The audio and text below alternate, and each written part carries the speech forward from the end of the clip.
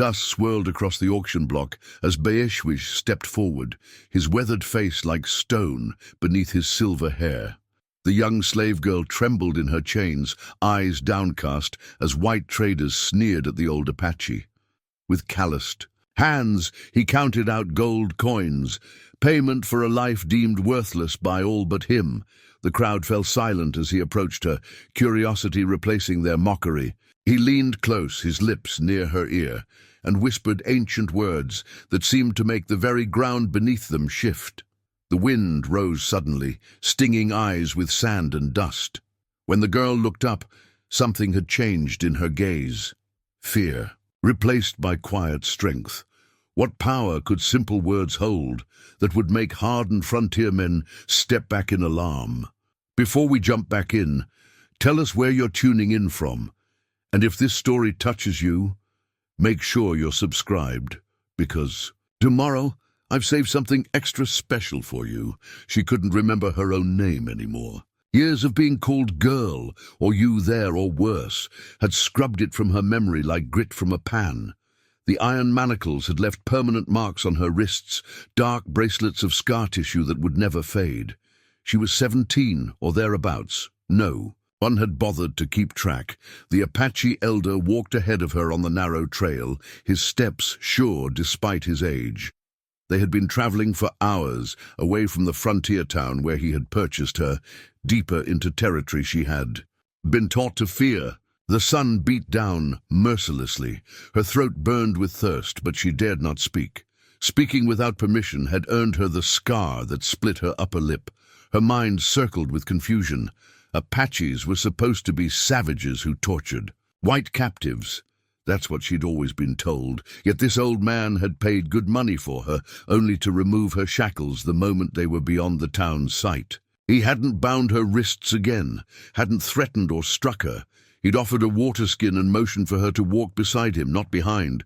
She could run. The thought surfaced again, urgent and tempting. But run where? Back to the auction block, to the plantation owner who had been bidding on her before the Apache intervened.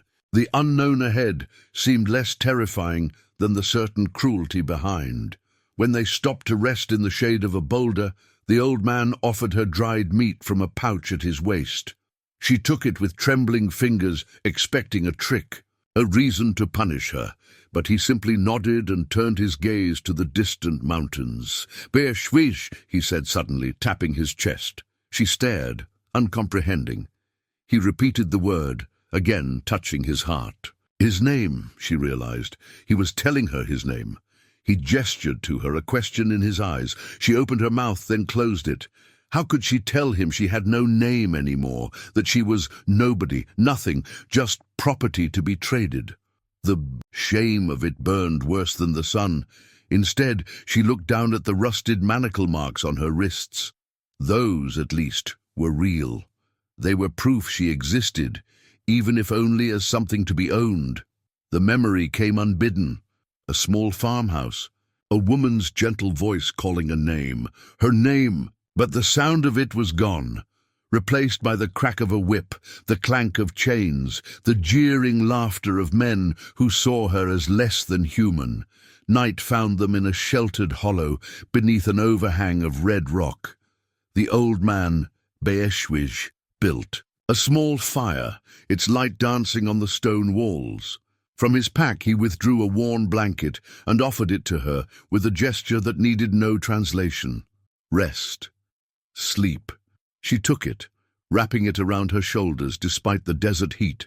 It smelled of smoke and sage and horse, foreign but not unpleasant. As Bééshłizh settled across the fire from her, his eyes caught the firelight, reflecting it like polished obsidian. He had not harmed her today. Tomorrow might be different. Trust was a luxury she couldn't afford, but as she drifted toward exhausted sleep, her last thought was not of escape or fear. It was of that strange moment at the auction block when his whispered words had seemed to shake the earth. For just an instant she had felt something she hadn't felt in years, hope, and with that dangerous feeling flickering in her chest like the small fire before her, she closed her eyes, the blanket clutched tight around her shoulders, ready to Run if the night required it. Bééshłizh watched the girl sleep, her body curled tight like a wounded animal, expecting another blow. 72 winters had lined his face and silvered his hair, but his eyes remained sharp, missing nothing. The medicine pouch at his hip felt warm against his skin, a sign the spirits approved of what he had done today. His people had questioned his vision. "Why risk yourself for a white captive?" Tseyi had demanded when Bééshłizh announced his intention to travel to the trading post. "Their kind show us no mercy." But the dream had come 3 nights in succession. The eagle circling above, a wooden platform where the lost one waited. The ancestors did not send such dreams idly. He touched the medicine pouch, feeling the sacred items within. A hawk feather, a smooth river stone, dried herbs gathered at the full moon. A bear claw, from his first hunt as a young man. Each object carried power, memory, connection to the world beyond the scene. This was the medicine he had carried for 50 summers, since his time as a warrior had ended and his time as a wisdom keeper had begun. The whites feared what they called Apache magic, but they understood nothing. There was no magic, only the truth that all things were connected. The wind, the stone, the blood in his veins, the stars overhead, all part of the same great circle. This was what he had whispered to the girl on the auction block. Not spells or curses, but a simple reminder that she too belonged to this circle, that her spirit could not be owned or broken by any man. The traders had felt it, that shifting of power. They had stepped back, hands reaching for weapons they didn't draw. Fear in their eyes, not of him, an old man with no visible weapons, but of something they sensed but couldn't name. Balance. That was what the whites had lost in their rush for gold and land. They took without giving, built without honoring, killed without necessity. Their sickness spread across the land like a fever, burning all it touched. Bééshłizh had seen this sickness growing for decades. As a young warrior, he had fought against it, taking many coups against cavalry soldiers. Later, he had counseled his people toward cautious peace when fighting proved futile. Now, as an elder, he sought to preserve what remained, the old ways, the stories, the connection to the land that sustained them. The girl stirred in her sleep, whimpering like a child. Even in dreams, she was not free. He reached into his pouch and sprinkled a pinch of dried sage onto the fire. As the sweet smoke rose, he hummed softly, not a song exactly, but a sound that belonged to the night, to the stars, to the ancient rocks sheltering them. His band was small now, just 23 souls, hidden in a canyon the whites had not yet found. They lived as their ancestors had, moving with the seasons, taking only what they needed. Each year brought new challenges as more settlers arrived, as hunting grounds shrank, as the blue-coated soldiers pushed them into smaller territories. But they were Apache. They would adapt, endure. This was their way. The girl would not understand this yet. Perhaps she never would. But the ancestors had guided him to her for a reason. He who whispers. That was what his name meant in the tongue of his people, not for the volume of his speech, but for its power. Words shaped reality when spoken with truth and intention. Tomorrow, he would begin teaching her to listen, not just with her ears, but with her spirit. It would not be easy. The whites had tried to silence that part of her, but he had seen the spark in her eyes when he whispered to her. Buried beneath fear and pain, her true self remained. The canyon appeared suddenly, a great wound in the earth hidden until they were nearly upon it. The girl stumbled to a halt, her breath catching at the sight. Sheer red walls dropped away before them, striped with layers of ochre, crimson, and burnt sienna. Far below, a ribbon of green followed a thin stream through the canyon floor. Bééshłizh gestured toward a narrow path that zigzagged down the cliff face. The girl hesitated, fear returning to her eyes.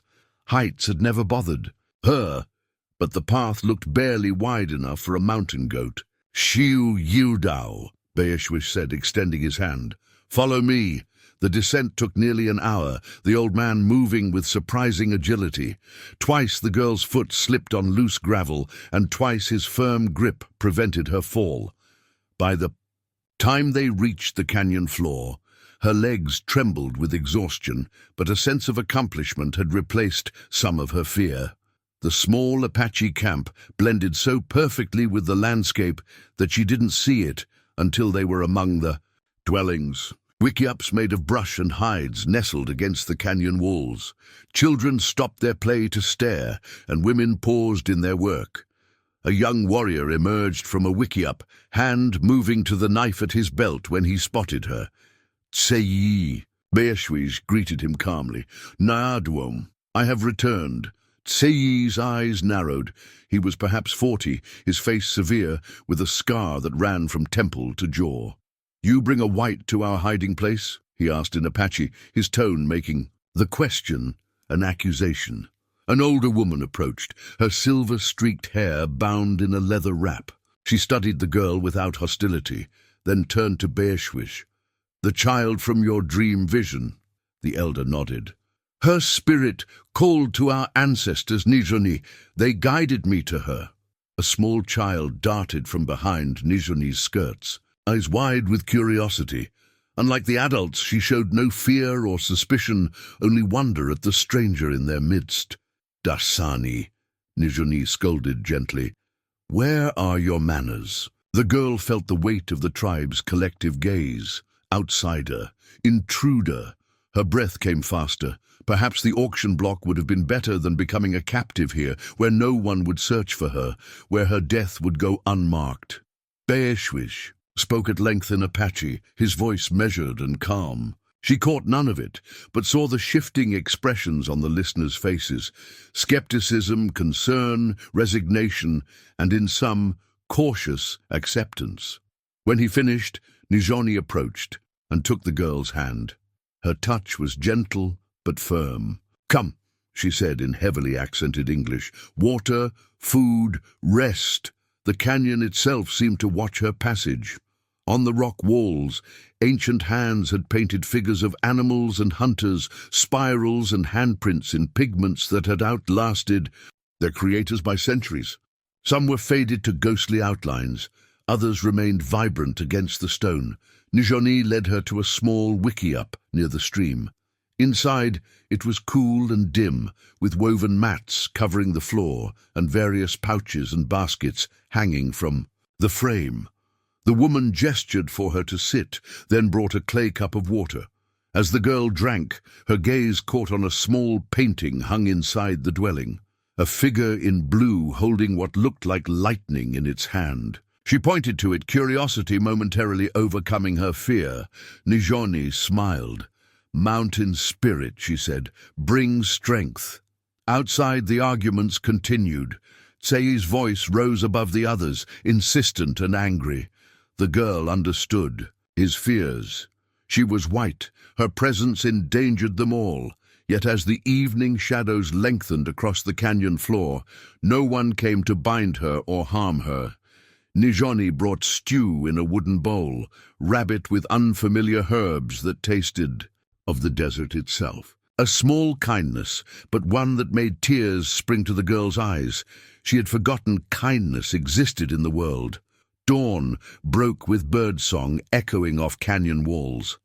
The girl woke disoriented, momentarily forgetting where she was. The wickiups. Interior glowed amber with filtered sunlight. Outside, voices murmured in Apache, a language of lilting sounds and glottal stops that reminded her of the stream's burble over stones. 3 days had passed since her arrival. 3 days of watchful eyes tracking her movements. 3 days of sleeping in Nizhoni's wickiup, eating food she didn't recognize, understanding nothing. 3 days of silence. She hadn't spoken since arriving, not a single word. The habit of silence had been beaten into her by previous masters, speak only when spoken to, and sometimes not even then. But here, her silence was different. Words gathered in her throat like river stones, too heavy to push past her lips. Nijoni entered, carrying a decorated water gourd. "Come," she said in her limited English. "Water ceremony." The girl followed her to where the tribe had gathered in a circle near the stream. Bééshłizh sat cross-legged before a small fire, his face painted with red ochre lines that emphasized the deep creases of age. The others were similarly adorned, even little Dasani, who waved excitedly when she saw the girl. Nijoni guided her to sit beside Bééshłizh. The old man nodded, then began to speak, his voice rising and falling in what seemed to be a prayer or chant. He lifted the water gourd, raised it toward the sky, then to the four directions, before taking a small sip and passing it to his left. Each person sipped from the gourd as it traveled the circle. When it reached the girl, she hesitated, unsure. What was expected?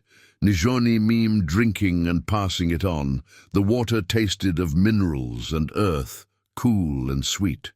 She passed the gourd to Tseyi, who took it without meeting her eyes. When the gourd completed its circuit, Bééshłizh spoke. Again, then gestured for everyone to stand. The tribe began moving in a slow dance around the fire, feet shuffling in rhythm to a song that started softly and gradually grew louder. The girl remained seated, frozen with uncertainty. Dasani broke from the circle, took her hand, and tugged. "Dance," the child said in English, surprising her. "Water, thanks." Before she could respond, shouting erupted from the canyon rim. A young Apache man appeared on the path, half sliding down the steep trail in his haste. He called out in their language, his voice urgent. The dancing stopped. Men reached for weapons. Women gathered children close. The messenger spoke rapidly to Bééshłizh, gesturing back the way he had come. The elder's face remained impassive, but the girl saw a flicker of concern in his eyes. "What happens?" she asked Nijoni, the words escaping before she could stop them. Her voice sounded strange to her own ears, raspy from disuse, barely above a whisper. Every head turned toward her. It was the first time she had spoken since arriving. Nijoni stared in surprise, then answered, "Soldiers, blue coats, searching nearby." Panic surged through the girl. Soldiers meant white men who might recognize her, return her to slavery, or worse, who might blame these people for stealing her. "Because of me," she whispered, the weight of guilt crushing her chest. Bééshłizh approached and knelt before her. His weathered hand reached out, not touching her but palm up in offering. "Not because of you," he said in careful English, "because of greed. Always greed." The girl looked around at the tribe, at Nijoni's concern, Dasani's confusion. Tseyi's barely contained anger. They had reason to fear white soldiers even without her presence. How much worse would it be for them now? "I should go," she said, each word painful, as if her throat had forgotten how to form them. "They want me." Bééshłizh shook his head. "The spirits brought you here for purpose." He tapped his chest. "You stay, you learn, you heal." The broken whisper of her voice grew stronger. "I will bring trouble. Trouble already finds us," he replied. "But together we are stronger." Twilight deepened the canyon's shadows as the tribe council gathered. The girl sat at the circle's edge, wrapped in a blanket against the desert night's surprising chill. Though she couldn't understand their words, the tension in their voices needed no translation. The messenger, a young man called Nautsoi, spoke at length, his hands sketching maps in the air. He had traveled 2 days to warn them, slipping past cavalry patrols with the skill born of necessity. When he finished, silence fell over the gathering.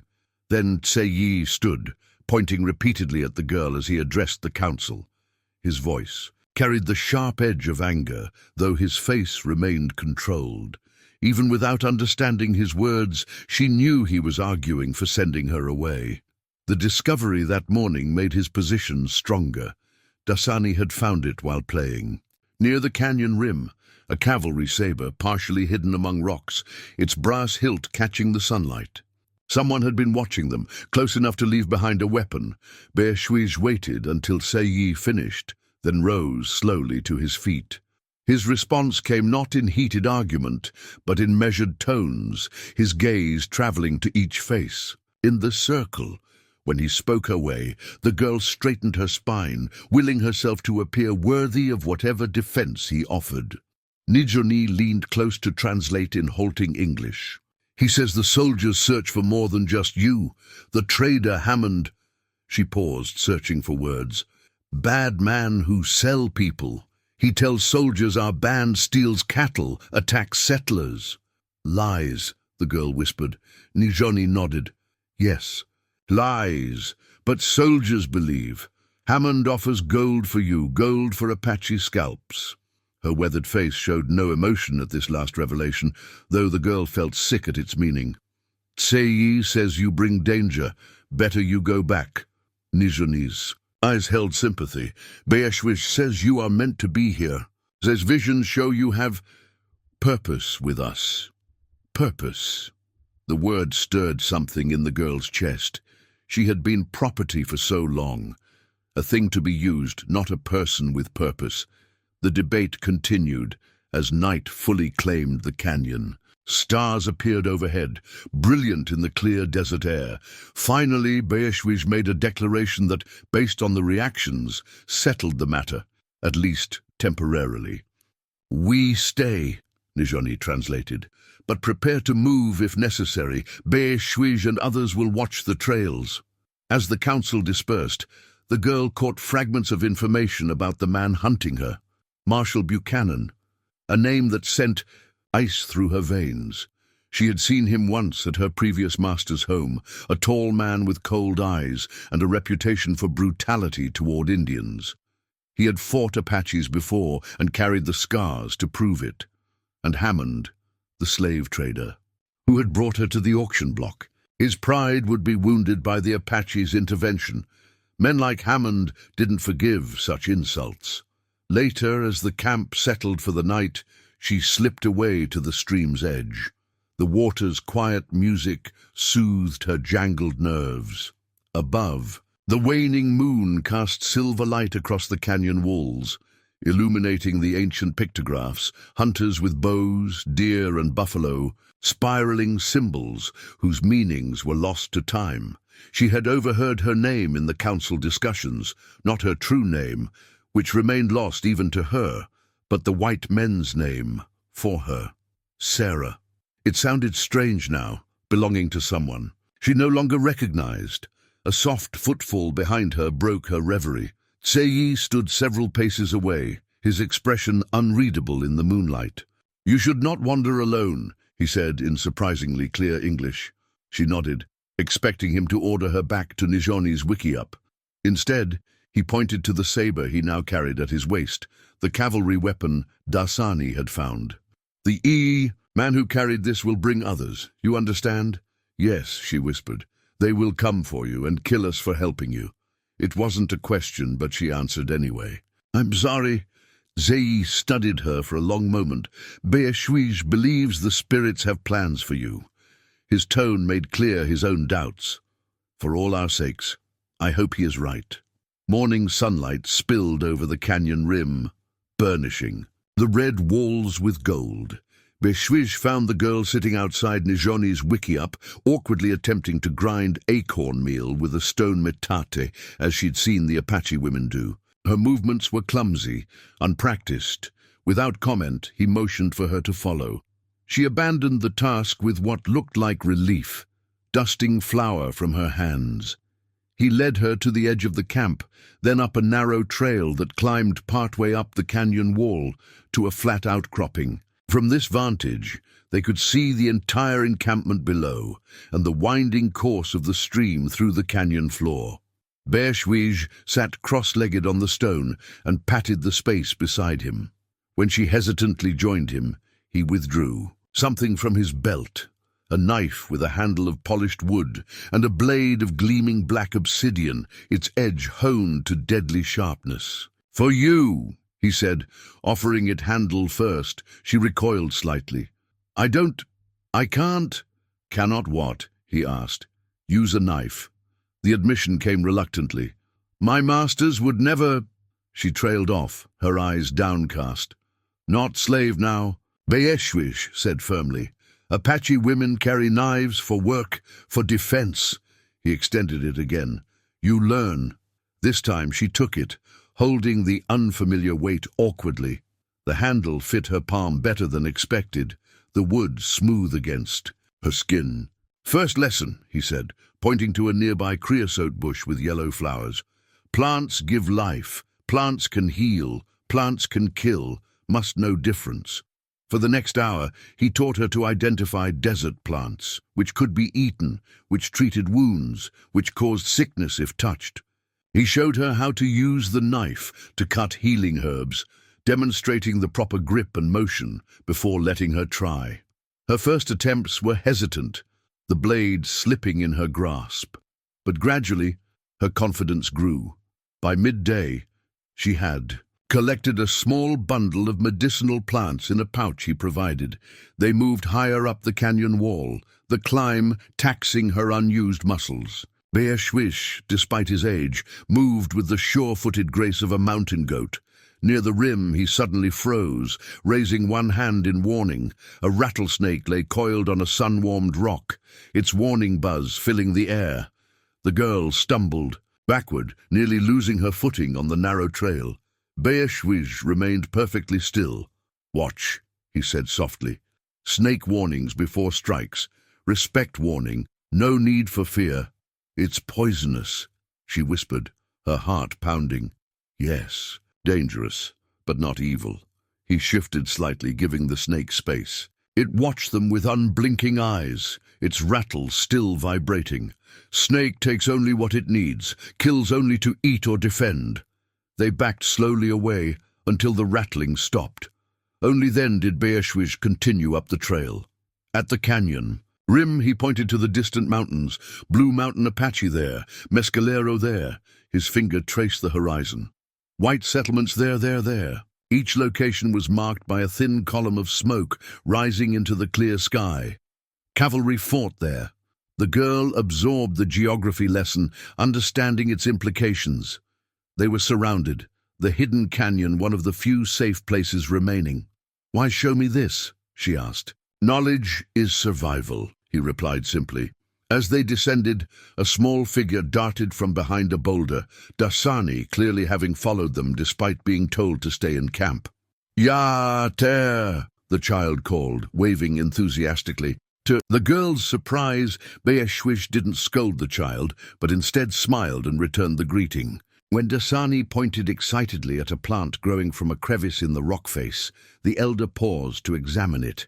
Good eyes, he told the child in Apache, then turned to the girl. Dasani finds eagle medicine plant, rare, good for fever.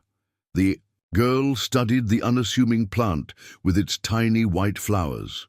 Without being told, she carefully used her new knife to harvest some, adding it to her collection. Bééshłizh nodded approval. You learn quickly. The simple praise warmed something, long frozen inside her. Marshal Elijah Buchanan wiped dust from his spectacles with a grimy handkerchief. The Arizona Territory heat hammered down, making the air shimmer above the hard-pan desert. Sweat stained the armpits of his blue uniform jacket, but he refused to remove it despite the discomfort. The jacket represented authority, and out here, surrounded by men of questionable character, authority was everything. You're certain it was an Apache? He asked Hammond for the third time. The slave trader spat tobacco juice onto the cracked earth. Told you already. Old buck, silver hair, face like dried leather. Walked right up and bought her, bold as brass. With gold. 20 double eagles. Pulled him from a pouch like he was some kind of banker instead of a filthy savage. Hammond's jowly face reddened at the memory.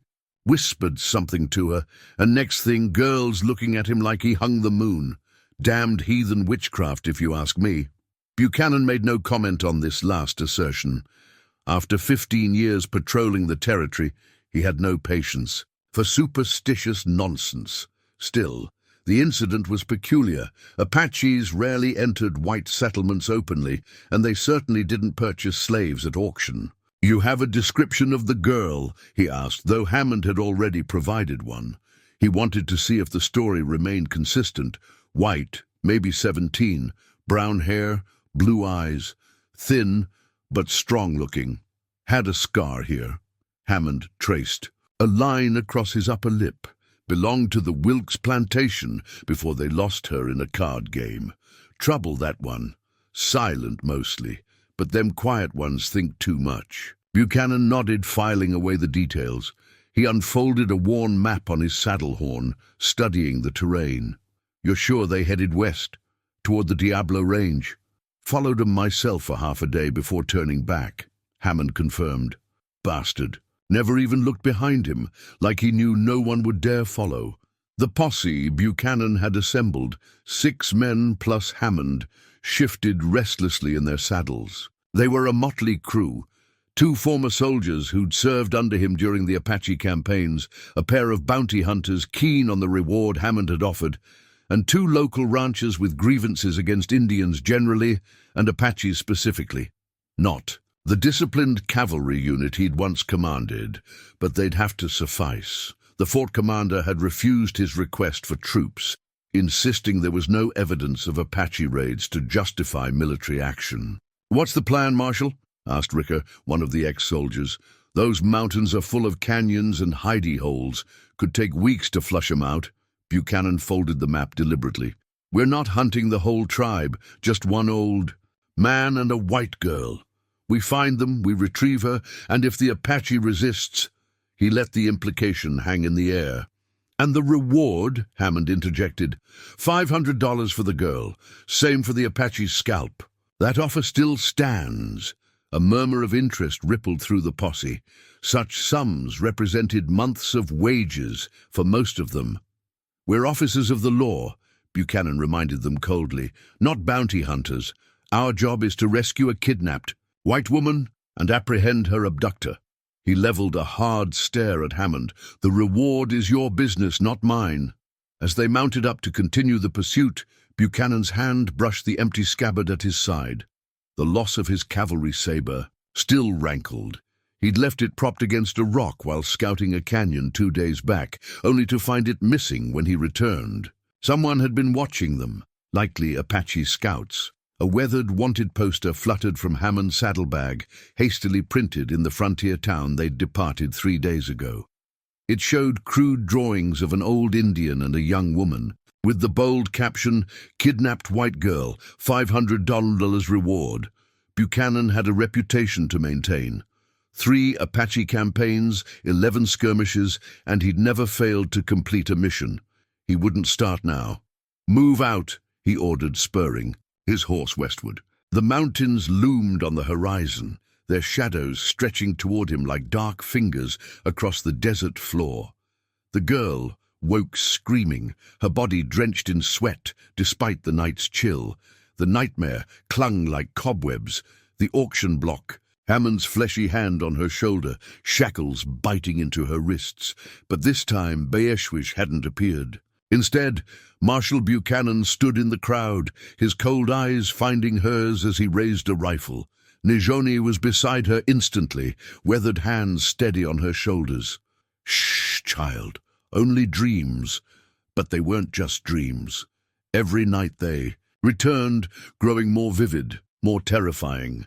For a week now she had feared sleep, fighting it until exhaustion claimed her. Dark circles shadowed her eyes, and her hands trembled as she worked. The healer pressed a wooden cup into her hands. "Drink, helps spirits rest." The tea tasted of sage and something sweeter, perhaps honey.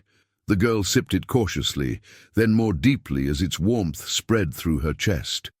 Outside, a coyote called to the quarter moon, its voice rising in eerie yips that echoed off canyon walls. "Bad spirits hunt you in sleep," Nijoni said, settling beside her. From a small basket, she withdrew an intricate web of sinew strung within a willow hoop, decorated with beads and feathers. "Dreamcatcher. Stops bad dreams, keeps good ones." She hung it from the Wikiup center pole. But tea not enough. Dreams. "Have message. Must listen." The girl shook her head vehemently. "I don't want to hear what they say." Nijoni's expression remained gentle but firm. "Past pain follows until faced." Bééshłizh can help. Has medicine for dream walking. Dream walking. Go into dream. Change it. Find truth. The next evening, Bééshłizh prepared a small fire in a clearing away from the main camp.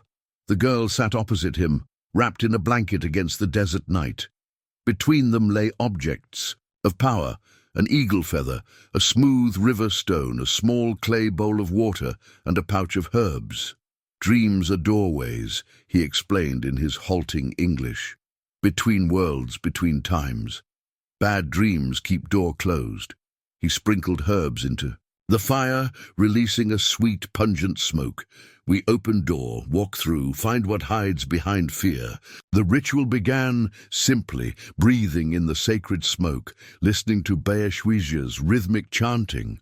The girl's skepticism remained strong, but she followed his instructions, focusing on the dancing flames, letting her eyelids grow heavy. The main transition was so gradual she didn't notice until she was suddenly back on the auction block, heart racing with familiar terror. But something was different. Bééshłizh stood beside her, not as a bidder but as a presence only she could see. Not real, his voice reminded her. Memory only. Cannot hurt you now. Hammond appeared in the dream crowd, his face twisted with cruel anticipation. But when he reached for her, his hand passed through her arm like smoke. You are not there anymore, Bééshłizh whispered. You are here, with us, free. The dream shifted. She was younger, perhaps 10, running through fields of wheat. A woman's voice called a name, her name. She turned, straining to see the speaker's face to hear the name more clearly. Sarah. The voice grew stronger. Sarah Jane Miller. The girl, Sarah, felt the name resonate through her being. Yes, that was who she had been, the daughter of wheat farmers on the Nebraska frontier, the family who had been slaughtered by raiders, leaving her the sole survivor to be sold into bondage. Sarah, she whispered, testing the syllables on her tongue. The dream dissolved, and she was back at the fire, tears streaming down her face. Bééshłizh watched her with compassion. I remembered, she said wonderingly. My name. My family, he nodded. Names have power, good you remember, but person is more than name. Sarah Jane Miller, she repeated more firmly, claiming the identity that had been stolen from her. Good name, Bééshłizh acknowledged. But perhaps not only name. Apache way. Earn name that tells your story. He gestured to the starlit sky. Many names in one life, each true for its time. Sarah considered this. The name felt both familiar and strange, a connection to a past that could never be recovered. Will the dreams stop now? She asked. Some will, others come, but now you face them standing, not running. He stirred the embers. Next time, perhaps you dreamwalk alone. That night, beneath Nijoni's dreamcatcher, Sarah slept deeply for the first time since arriving at the canyon. We leave at dawn, Bééshłizh announced as the tribe gathered around the evening fire. 3 weeks had passed since Sarah's arrival, and the rhythm of Apache life had begun to feel almost familiar. Nijoni translated the elders' words. Summer. Hunting grounds wait. Deer moving north. Must follow. Sarah felt a prickle of anxiety. The canyon had become a sanctuary, its high walls a shield against the world that hunted her. Beyond lay danger, not just from Buchanan and Hammond, but from the exposure of open country. How far? She asked. 2 days' journey, Nijoni replied. Across river, through Shadow Pass, into Pine Mountains. That night, Sarah helped pack the tribe's belongings. The Apache traveled light, woven baskets, essential tools, medicine pouches, and portable wiki-up frames that could be reassembled. At their destination, everything else they would make or gather as needed. Nijoni presented her with clothing, a deerskin dress, moccasins, and a shawl woven in geometric patterns of red and black. Apache clothes better for journey, she explained. White dress catch on brush, too easy to see. Sarah changed, surprised by the garment's comfortable fit and practicality. The buckskin moved with her body instead of restricting it like the cotton dresses she'd worn in captivity. The moccasins, though strange at first, allowed her to feel the earth beneath her feet in a way leather shoes never had. When she emerged from the wickiup, Dasani clapped with delight. "Now you look Apache!" the child exclaimed in her language, which Sarah had begun to understand in small pieces. Even Seyi, passing with a bundle of weapons, gave a slight nod of approval. In the weeks since her arrival, his open hostility had gradually shifted to grudging tolerance. He still watched her carefully, but no longer with his hand always near his knife. Before first light, the tribe moved out. They traveled single file, up the canyon trail, each person carrying their share of the burden. Sarah had been placed in the middle of the line, with Bééshłizh ahead and Nijoni behind. Scouts ranged ahead and to the sides, alert for any sign of danger. At the canyon rim they paused. The desert stretched before them, bathed in the pale gold of early morning. In the far distance, blue mountains rose from the haze, their destination. "Stay low, stay quiet," Bééshłizh instructed. "Open ground dangerous." The day's journey took them across exposed terrain, sparse grassland, dotted with sagebrush and occasional stands of juniper. Sarah quickly understood the need for Apache clothing. Her skin had begun to tan from weeks in the canyon, but her coloring still marked her as white. The earth-toned garments helped her blend with the landscape. Bééshłizh taught her to walk silently, placing each foot with deliberate care. "Earth remembers footsteps," he explained. "Soft feet make soft memories." By midday, they reached a shallow river cutting across their path. During spring runoff, it might have been formidable, but now in early summer, it had dwindled to a gentle flow about knee-deep at its center. The tribe began crossing, the stronger. Members carrying children and elders. Sarah waded in behind Bééshłizh, gasping at the water's cold bite against her skin. The river bottom was treacherous, slick stones that shifted underfoot, unexpected drops where the current had carved. Deeper channels. Halfway across, a cry rang out. Dasani, attempting to cross with an older boy, had slipped. The current wasn't strong, but it was enough to pull the small child downstream, tumbling her between rocks. Without thinking, Sarah lunged toward her, fighting against the water's push. She caught Dasani's hand just as the child was swept toward a deeper pool. With strength born of urgency, she pulled the sputtering girl against her side and staggered toward the opposite bank. They emerged, dripping and breathless, Dasani coughing up river water but otherwise unharmed. The child's mother rushed forward, gathering her daughter with murmured thanks. Bééshłizh appeared at Sarah's side, his eyes warm with approval. From his medicine pouch, he withdrew an eagle feather, its shaft wrapped in red sinew, small beads dangling from leather thongs. "First test passed," he said, pressing the feather into her palm. "Eagle sees far, watches over others. Today you have eagle eyes." Sarah closed her fingers around the gift, understanding its significance. Not just a token of thanks, but recognition. Her first step toward belonging. The summer camp nestled in a high valley, where pine forests met meadows dotted with wildflowers. The air carried the scent of resin and wild mint, cooler and sweeter than the desert canyon. Springs bubbled from rocky outcroppings, joining to form a clear stream that wound through the center of their settlement. On their third morning in the new camp, Seyi approached Sarah as she helped Nijoni gather medicinal plants at the forest's edge. "Come," he said curtly. No explanation, no room for refusal. Sarah glanced at Nijoni, who nodded encouragement. "Go. He tests you." She followed Seyi into the forest, matching his silent stride as best she could. After weeks of practice, she had learned to place her feet carefully, though she still lacked the Apache's natural stealth. He led her to a small clearing where several young men were already gathered.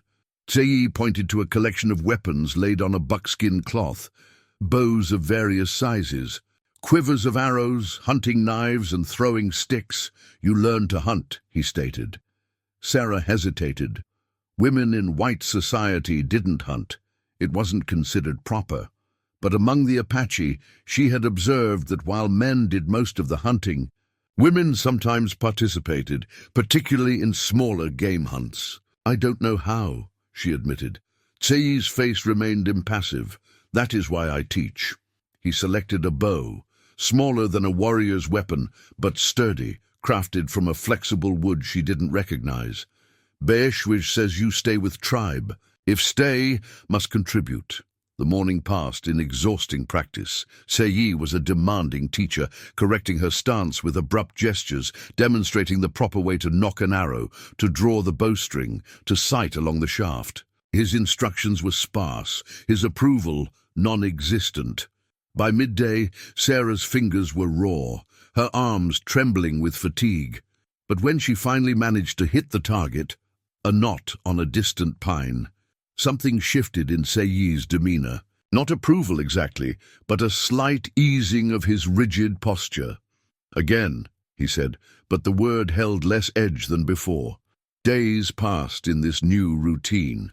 Each morning she joined the hunters for practice. Each afternoon she returned to her duties. With Nijoni, Sarah's muscles ached but grew stronger. Her hands developed calluses where the bowstring rubbed. Her eyes learned to spot movement in the underbrush, to distinguish the wind's touch on leaves from an animal's passage. To her surprise, she discovered an affinity for the bow.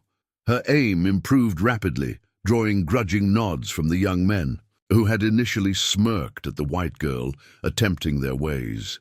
"You have good eye," Tsei acknowledged after she brought down a rabbit at 30 paces.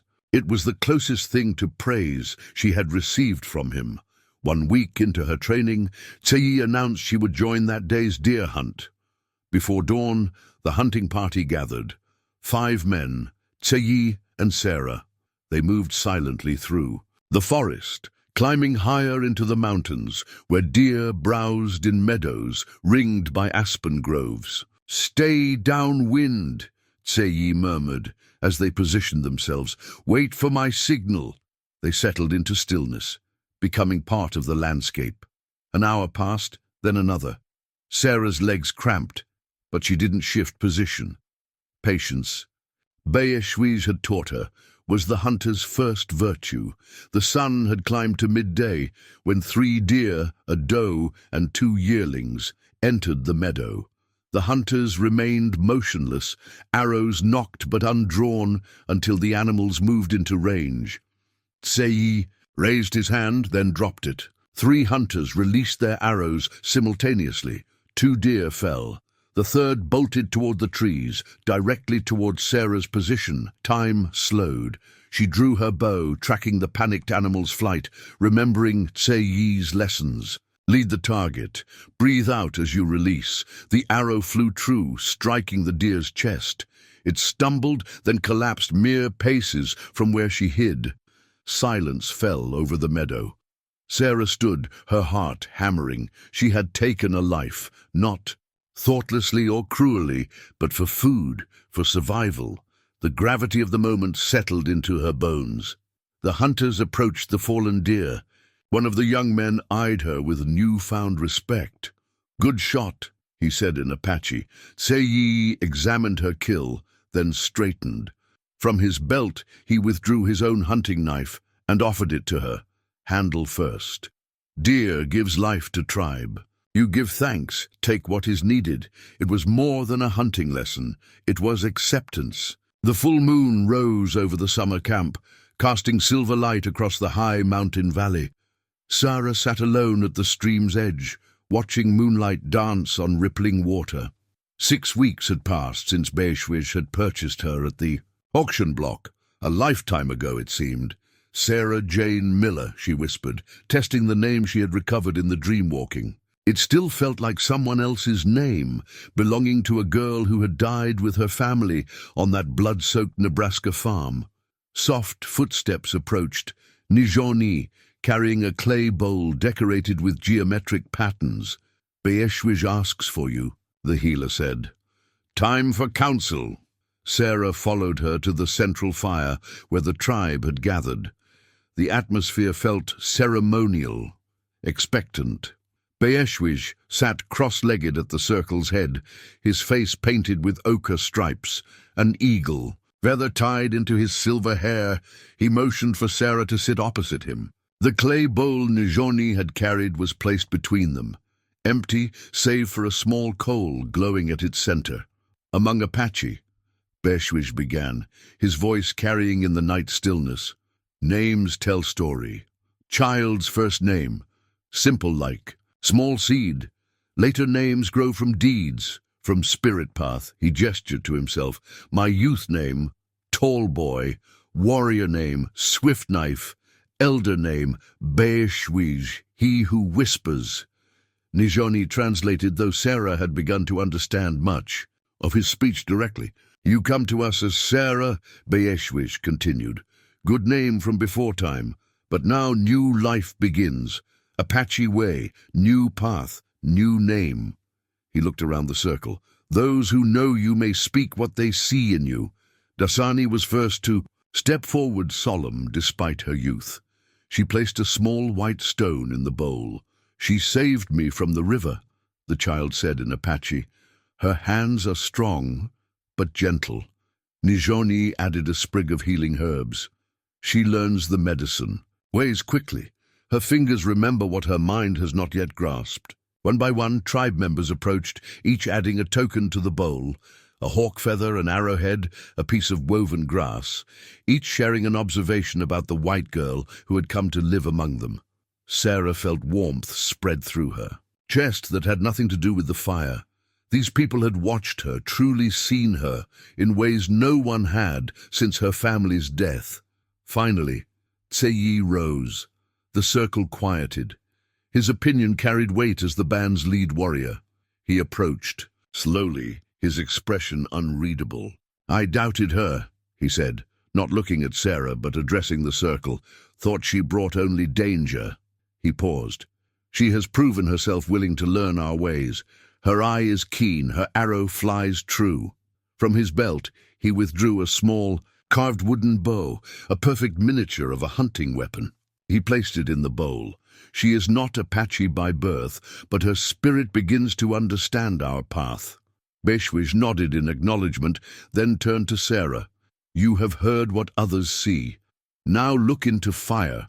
What name speaks to your spirit? Sarah gazed into the flames, feeling the weight of the moment. She had been property, nameless and voiceless. Then she had reclaimed Sarah, a tenuous connection to her past. Now she stood at another threshold. Nagutwish, she said, the Apache, word coming to her lips unbidden. She who learns, quickly. A murmur of approval rippled through the gathering. Bééshłizh's eyes crinkled. Good name. True name. He lifted the bowl, now filled with the tribe's tokens. These gifts show path already walked. Name shows path ahead. He handed her the bowl. Keep these. Remind you of this night. As the ceremony concluded, tribe members approached to call her by her new name. Nagutwish, they said, the word a bridge between worlds, a recognition of both her difference and her belonging. Later, in Nizhoni's wiki-up, Sarah, now also Nagutwish, carefully removed each token from the bowl, touching them, like talismans. The carved miniature bow from Tseyi she held longest, understanding its significance. Not friendship, perhaps, but respect. In the Apache world, that was no small thing. She placed the bowl beside her sleeping mat, the tokens arranged inside. Tomorrow, she would craft a pouch to carry them, a tangible reminder that she was no longer just a girl without a name. That night, for the first time, she dreamed not of the auction block or her murdered family, but of running free through mountain, forests, the wind itself whispering her new name. The summer waned, days shortening as the tribe prepared for the autumn hunting season. Nagutwish, as she now thought of herself most of the time, had settled into Apache life with growing confidence. Her hands had become skilled at tasks that once seemed impossible, tanning hides, weaving baskets, preparing medicines under Nizhoni's guidance. The morning began like any other. She joined the women gathering pine nuts in the forest, while hunters ranged farther afield. Dasani skipped alongside her, chattering in a mixture of Apache and the English words she'd been learning. The warning came without preamble. A young scout racing into camp, his horse lathered with sweat. The tribe gathered quickly as he delivered. His news in rapid Apache. Nagutwish caught fragments, white men, guns, approaching from the east. Her stomach knotted. After weeks without sign of pursuit, she'd begun to hope Buchanan had abandoned the search. Bééshłizh questioned the scout carefully. The details emerged in pieces. Not just any white men, a marshal with former soldiers, trackers, and Hammond, the slave trader himself. 8 riders, well armed, less than half a day's journey away. "How did they find us?" Tseyi demanded. "We left no trail from the canyon." The scout's answer silenced the gathering. A name was spoken, Chito, a Chiricahua Apache from a neighboring, and who occasionally traded with them. He had guided the white men, drawn by Hammond's promised gold. Tseyi's face hardened. "Betrayed by our own kind." Bééshłizh held up a torn piece of paper the scout had brought, a treaty document signed years earlier between the Apache bands and the territorial government. Promises of peace and protection, broken almost before the ink had dried. Now that same paper had facilitated another betrayal. The tribe erupted into urgent discussion. Some argued for immediate flight deeper into the mountains. Others, including Tseyi, suggested splitting up to confuse pursuers. A few younger warriors wanted to stand and fight. Nagutwish listened, her chest tight with guilt.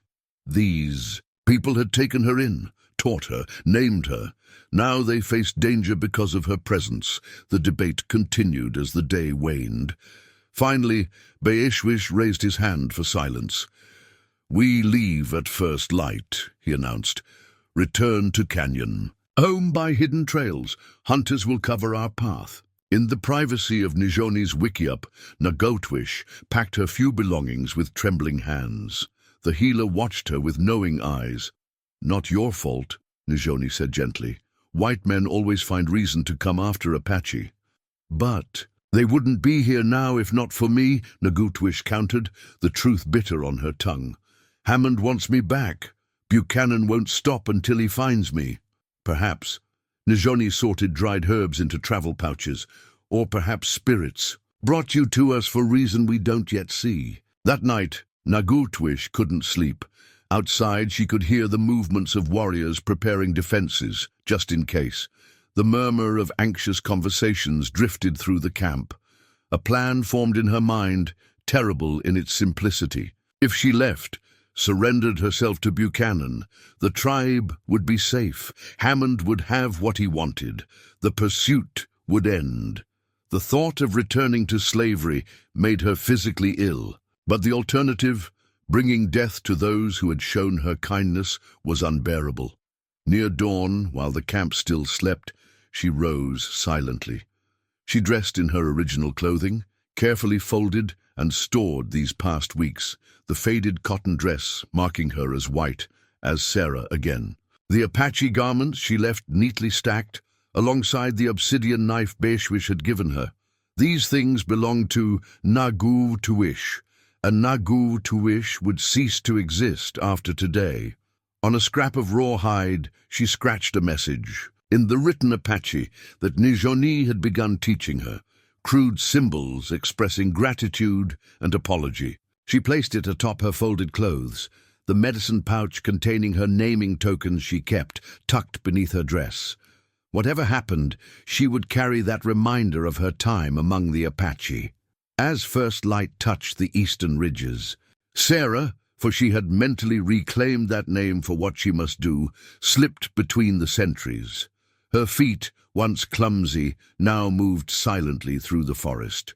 She headed east, toward the approaching riders, toward Buchanan and Hammond, toward what she told herself was the only possible choice. Behind her, the Apache camp stirred, unaware they were one fewer. Sarah moved through the forest with purpose, each step carrying her closer to the life she had escaped and further from the people who had shown her a different path. The morning dew dampened her moccasins, leaving clear tracks in the soft earth, a deliberate choice. She wanted to be found. Back in camp, Bééshłizh woke with the certainty that something was wrong. The air felt disturbed, the morning too quiet. He rose quickly, instinct guiding him to Nizhoni's wickiup. One glance confirmed his fear. The sleeping mat empty, the girl gone. Nizhoni held up the rawhide message, her expression grave. She goes to them, to save us. Alarm spread through the camp. Tsei organized search parties, his earlier reservations about the white girl forgotten in the urgency of the moment. Warriors fanned out, following the trail of small footprints leading eastward. Bééshłizh stood atop a rise, surveying the forested slopes below. "She thinks to protect us," he said to Tsei, who had joined him. "But she walks into great danger." The warrior's face was grim. "Hammond will not simply take her back, he will make her pay for the shame she caused him. And Buchanan seeks reasons to attack our people," Bééshłizh added. "He will not turn back simply because he has the girl." Decision formed in the elder's eyes. "I will find her, bring her back," Tsei shook his head. "Too dangerous, old man. I will go."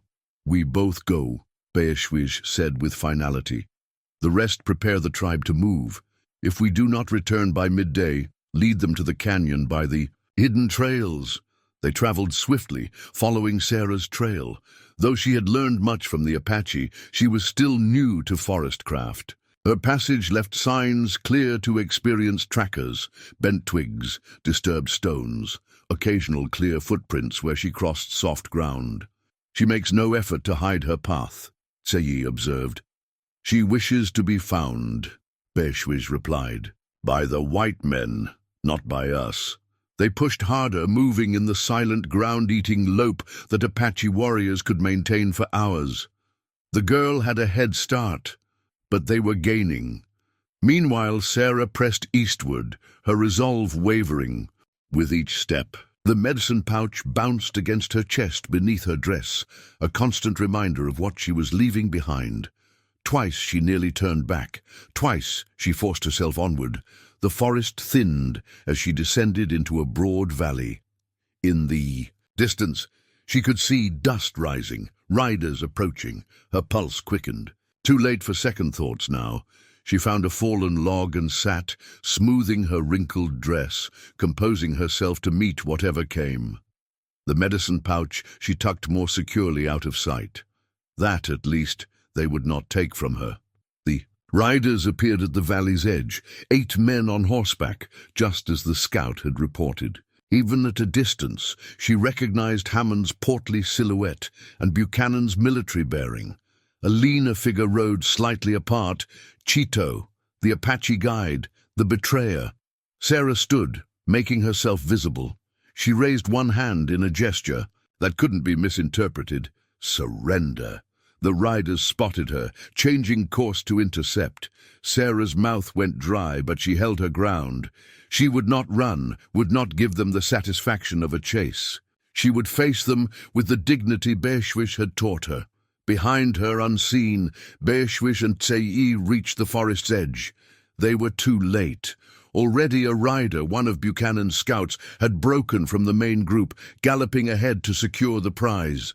"We cannot reach her in time," Tsei said, watching the distance close between Sarah and the approaching rider. "Perhaps not with our feet," Bééshłizh replied. From a pouch at his waist, he withdrew a small object wrapped in soft leather, a whistle carved from an eagle's wing bone. He put it to his lips and blew a pattern of notes, too high for human ears. "What good will that do?" Tsei demanded. "The hawk hears," the elder said simply. "We are not the only hunters in these woods." As if in answer, a shadow passed overhead, a red-tailed hawk circling, screaming its piercing cry. The bird dived. Toward the galloping scout, talons extended, wings a blur of aggression. The startled horse reared, throwing its rider. The other men were still too distant to interfere as Bééshłizh and Tsei broke cover, racing toward Sarah. She turned at the commotion, eyes widening in shock. "No!" she cried. "Go back! I'm doing this to save you!" "You are Apache now," Bééshłizh called to her. "We do not abandon our own." Before Sarah could respond, the scout regained his feet and leveled a rifle at Bééshłizh. Time seemed to slow. She saw the man's finger tighten on the trigger, saw Tsei lunging forward, too late to intervene. Without conscious thought, she threw herself toward Bééshłizh. The shot cracked across the valley. Sarah felt a burning graze along her arm as the bullet passed. Then strong hands pulled her down as Tsei tackled the scout, their bodies colliding with bone-jarring force. The struggle was brief and decisive. Tsei rose, the scout did not. "Run!" he ordered, grabbing her uninjured arm. "Back to the trees!" But it was too late. The main party had heard the shot and was galloping. Toward them, Hammond's voice carrying across the distance. "That's her! Don't let them take her." Buchanan's voice cut through the commotion, cool and controlled. "Surround them. No one escapes." Bééshłizh placed himself before Sarah, his slender frame suddenly seeming too frail against the approaching riders. "Stay behind me," he murmured. "Whatever happens." The riders formed a circle around them, rifles aimed at the two Apache men. Sarah's wound stung, blood soaking her sleeve, but fear for her companions overwhelmed the pain. Buchanan dismounted, his movements precise and unhurried. He was taller than Sarah remembered, his face sun-weathered beneath a cavalry hat, a jagged scar running from temple to jaw. His eyes, cold as winter sky, assessed the situation with professional detachment. "Marshal Elijah Buchanan," he introduced himself formally. "I have a warrant for this girl's recovery and your arrest for kidnapping." Hammond remained mounted, jowls quivering with barely suppressed excitement. "That's her all right, wearing Indian clothes, but that's my property." His gaze fixed on Sarah with a hunger that made her skin crawl. "Been a lot of trouble, girl. Gonna cost you plenty." Cheeto hung back from the others, his expression unreadable. When his eyes met Tsei's, he looked away quickly, unable to face the contempt in his countryman's gaze. "The girl came willingly," Bééshłizh said in clear English that surprised the white men. "No kidnapping. I purchased her freedom legally. Indians can't own property, especially not white property." Hammond sneered. "That sale was void the moment you walked away." Buchanan stepped closer, studying Bééshłizh with narrowed eyes. "You're the one they call the Whisperer, fought against the 3rd Cavalry at Rattlesnake Springs." "Long ago," Bééshłizh acknowledged. "Now I am an old man who follows the Peace Road." "Peace Road?" Buchanan's laugh held no humor. "Your scout tells a different story. Raids on settlements, stolen cattle, white captives, lies," Tsei spat. "Chito sells false words for gold." Overhead, dark clouds gathered with unusual swiftness, turning the bright morning dim. A distant rumble of thunder rolled across the valley. The horses shifted nervously, sensing the coming storm. "Bind them," Buchanan ordered his men. "The girl, too. We'll sort this out back at the fort." Sarah felt panic rising. The fort meant military justice, swift and final for Bééshłizh. And Tsei, for her, returned to Hammond and a life worse than death. "No," she said, her voice stronger than she expected. "I went with him willingly. He saved me from men who treated me as property, not as human." Hammond's face darkened. "Shut your mouth, girl. Forgotten your place, haven't you? I'll remind you. Soon enough." "You have no claim on her," Bééshłizh said, his voice carrying despite its softness. "No man owns another's spirit." "Spirit?" Hammond snorted. "I paid good money for that piece of merchandise." Lightning fractured the sky, followed immediately by a thunderclap that made several horses rear in alarm. The storm was building with unnatural speed, clouds boiling overhead like a pot about to overflow. As the men's attention momentarily shifted to controlling their mounts, Bééshłizh turned to Sarah. "When I act, run for the trees," he whispered. "Tsei will lead you back to our people." "I won't leave you," she protested. His weathered hand touched her cheek briefly. "You must. My path ends here. Yours continues." Before she could argue, he stepped forward, raising his arms toward the darkening sky. His voice lifted in a chant that seemed to resonate with the thunder itself. Buchanan's hand moved to his pistol. Enough of this heathen nonsense. Restrain him. The first heavy raindrops began to fall as one of the posse members dismounted and approached Bééshłizh with rope in hand. The old Apache continued his chant, unperturbed, his eyes fixed on the storm clouds above. The sky darkened to an unnatural twilight as the storm front engulfed the valley. Rain fell in sheets, drenching everyone within moments. Lightning split the heavens with increasing frequency, thunder following so quickly it seemed the very air was being torn apart. Bééshłizh continued his chant, unmoved by the deputy approaching with bonds. The old man's voice rose and fell in cadence with the storm's fury, each crescendo matched by a brilliant flash overhead. "Shut him up," Buchanan ordered, rain streaming from his hat brim. The deputy hesitated, superstitious fear evident in his posture. "Marshal, maybe we should wait out this storm. Something ain't right about it." "It's just weather," Buchanan snapped, though his own horse pranced nervously beneath him. "Do your job." As the man reached for Bééshłizh, the old Apache's chant peaked in a shout that coincided with a deafening thunderclap. Lightning struck a dead pine at the forest's edge, splitting it down the middle. The burning tree illuminated the scene.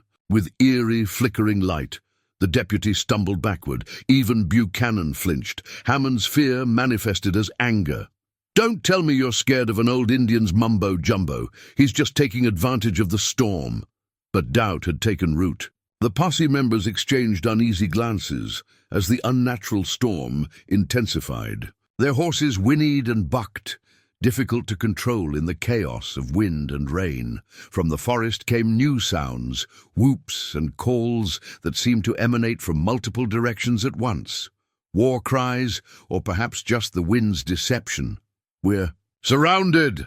one of the bounty hunters shouted, firing blindly into the trees. "Hold your fire, damn you!" Buchanan commanded, but panic was spreading. Sarah felt Tsei's hand on her arm, pulling her slowly backward while the white men's attention was divided. "Be ready," he murmured. From his medicine pouch, Bééshłizh withdrew a small object, a drum no larger than his palm, crafted from stretched hide over a wooden frame. Despite the rain, it produced a deep, resonant tone when he struck it, a rhythm that seemed to merge with the thunder itself. The calls from the forest grew louder, more numerous. Shadowy figures appeared briefly at the tree line, then vanished, Apache warriors or spirits summoned by Bééshłizh's drum. Sarah couldn't tell, and clearly neither could Buchanan's men. "Apache attack!" someone shouted. More shots rang out, answered by the whistle of arrows from the darkness. Chito, the traitor guide, spurred his horse frantically. "Too many! We must go!" he cried, abandoning his employers as he fled across the valley.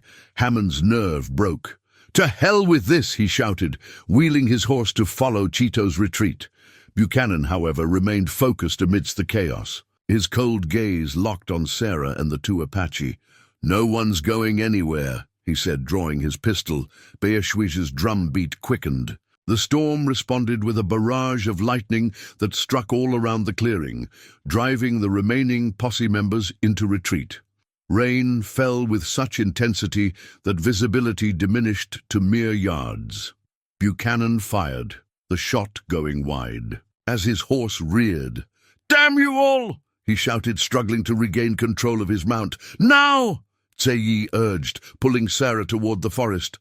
"Run!" She hesitated, looking back at Bééshłizh. The old man stood alone in the storm's fury, drum in hand, facing Buchanan without fear. "Go, Nagutwish," he called to her, using her Apache name. "Your path lies beyond this day." Tsei dragged her into the protective darkness of the trees. Behind them more shots echoed, nearly drowned by thunder. The storm's intensity made pursuit impossible. They could barely see each other, let alone be followed. They ran until Sarah's lungs burned, following a route only Sei could discern in the downpour. When they finally paused in the shelter, of a rocky overhang, she was shaking with exhaustion and fear. "Bééshłizh," she gasped. "We have to go back for him." Sei's expression was grim. He knew his path, chose it willingly. They'll kill him, she protested. Perhaps. Tseyi's gaze turned toward the continuing storm, or perhaps he is beyond their reach already. As if in answer, a tremendous thunderclap shook the earth beneath their feet. The storm's center seemed to hover over the clearing they had fled, lightning striking repeatedly in the same location with unnatural persistence. "The storm dancers come," Tseyi said softly. "The old ones who crossed to the spirit world before us. Bééshłizh calls them and they answer." Sarah didn't understand fully, but she felt the truth in his words. Something beyond ordinary nature was at work in the valley behind them. Something Buchanan's guns and Hammond's greed could not stand against. The storm raged through the afternoon, a localized fury that defied natural patterns. Sarah and Tseyi remained in their rocky shelter, joined gradually by other Apache who emerged from the forest, warriors who had responded to Bééshłizh's earlier summons, coming to defend their elder. "We created the illusion of many," explained a young warrior named Ki, pride evident in his voice. "Few of us, moving quickly, making sounds from all directions." The white men believed they faced an army, another added with grim satisfaction. Twilight approached. The storm finally began to subside. Tseyi conferred with the other warriors, then turned to Sarah. "We go back now, find Bééshłizh." The clearing was transformed, mud-churned and debris-strewn, with a lightning-struck pine still smoldering despite the rain. No horses remained. Buchanan's men had fled or been scattered. In the center stood a solitary figure, motionless in the fading light. "Bééshłizh," Sarah called, rushing forward. The old man turned slowly. His face bore no marks of violence, but something had changed in his eyes, a distance, as if he were looking at them from across a great divide. "You're alive," she breathed, relief flooding through her. "For now," he replied with a slight smile. "The marshal remains also."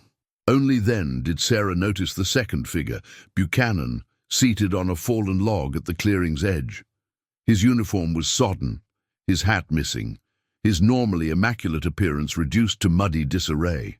But most striking was his expression, not anger or fear, but a profound bewilderment, as if he had witnessed something his mind could not fully comprehend. Tseyi approached cautiously, knife ready. "Why does he live?" "He stayed when others who ran," Bééshłizh explained. "Showed courage, if not wisdom. We talked." "Talked?" Sarah echoed in disbelief. Buchanan looked up, his gaze finding her. "You're Apache," he said, voice hoarse. "He whispered to me, like he did to you that day." "What did he say?" she asked.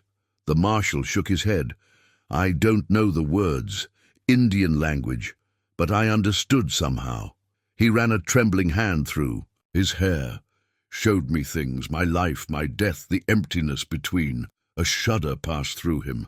All my victories meaningless, all my hunts forgotten. Bééshłizh's expression remained serene. Truth whispers softer than lies, but echoes longer. The warriors spread out, securing the clearing, retrieving arrows and examining abandoned equipment. One returned, leading 2 horses found tethered. Nearby, Buchanan's mount and another. "Hammond?" Sarah asked, sudden fear spiking through her. "Gone," Tseyi confirmed after questioning the scouts. "Fled with most of the posse. A small fire was built, pushing back the gathering darkness.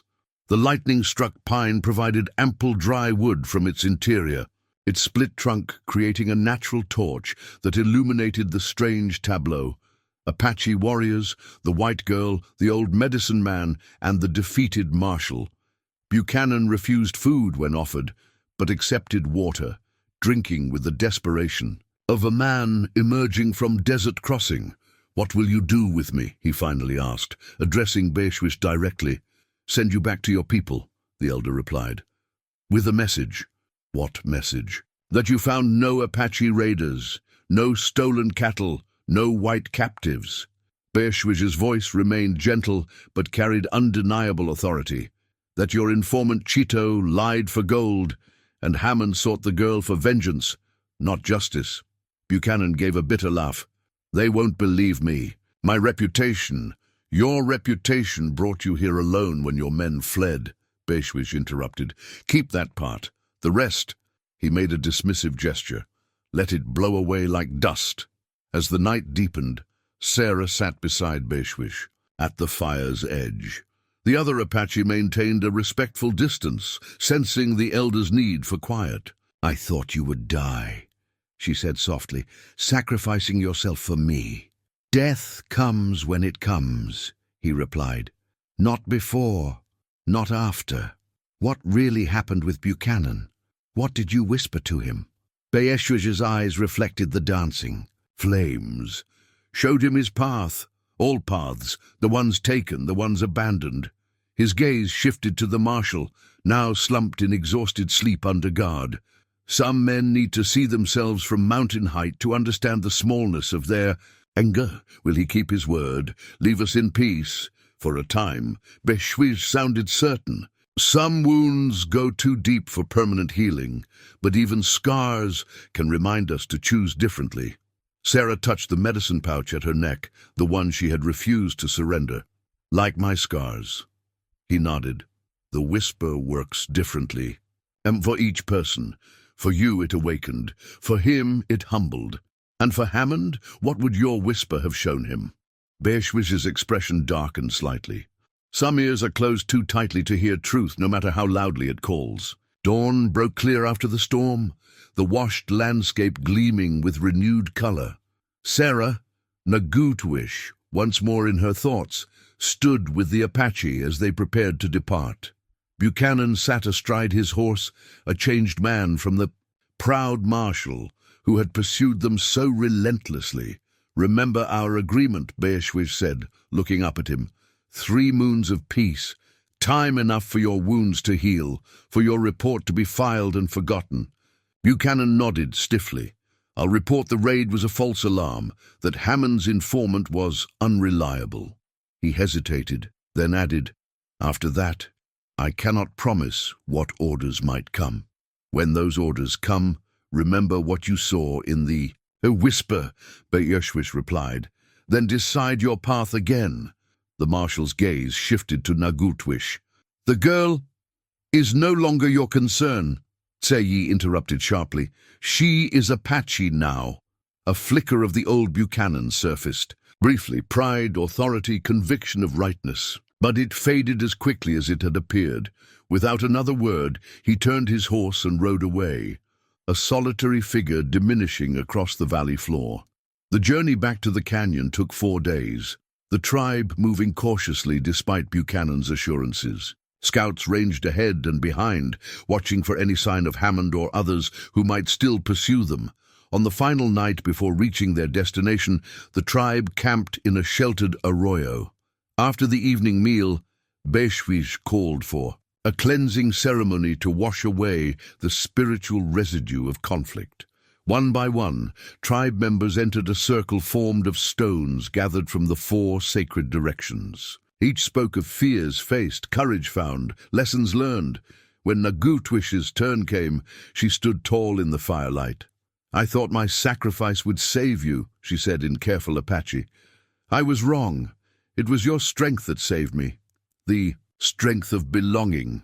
She touched the medicine pouch at her throat. I am Nagutwish. I am also Sarah. Both are true names. Both are my path. Approving murmurs rippled through the gathering. Even Tseyi nodded respect. Bééshłizh was last to enter the circle. His words were few but carried weight. The storm comes, the storm passes. What remains is what matters. He looked around at his people. We remain. The next day they descended into the familiar embrace of their canyon home. The red walls rose around them like protective arms. The stream burbled its welcome, and the ancient pictographs watched their return with silent witness. Life resumed its rhythm. Summer faded into autumn. Autumn yielded to winter's chill. True to his word, Buchanan did not return, nor did soldiers trouble their sanctuary. Hammond was rumored to have left the territory, his reputation damaged by the failed pursuit. Months passed, then seasons. Bééshłizh grew proficient in all the Apache ways, hunting, healing, crafting, speaking. The white girl she had been became a memory, like a story told about someone else. Yet she kept her birth name too, a private talisman, a reminder of all paths traveled. On the anniversary of her naming ceremony, she sat with Bééshłizh on the canyon rim, watching sunrise paint the desert gold. Her hands, once soft and uncertain, were now calloused and capable, stained with the natural dyes she used for the paintings she created, scenes of Apache life, memory keepers for future generations. "The whisper," she said, breaking their comfortable silence. "I've never asked what words you spoke to me that day on the auction block." Bééshłizh smiled, the creases around his eyes deepening. "Not magic words, truth words." He gazed toward the distant mountains. "I said, you are not what they believe. You are not what you believe. You are what you choose to become." And to Buchanan, the same. Each person hears what they need in the whisper. He touched her shoulder gently. "You heard freedom. He heard consequence. Hammond would have heard only his own greed echoed back." Years later, when Bééshłizh's spirit finally joined the ancestors, it was Bééshłizh who assumed many of his duties as wisdom keeper. Children gathered at her feet to hear stories. Warriors sought her counsel before hunts. Mothers brought infants for blessing. Sometimes travelers from distant Apache bands would visit. They came for healing, for guidance, for the wisdom of she who learns quickly. And sometimes they came for the whisper, for the words only she could speak. Words that revealed paths hidden by fear or pride or anger. Words that reminded each listener, as Bééshłizh had once reminded her, "You are what you choose to become."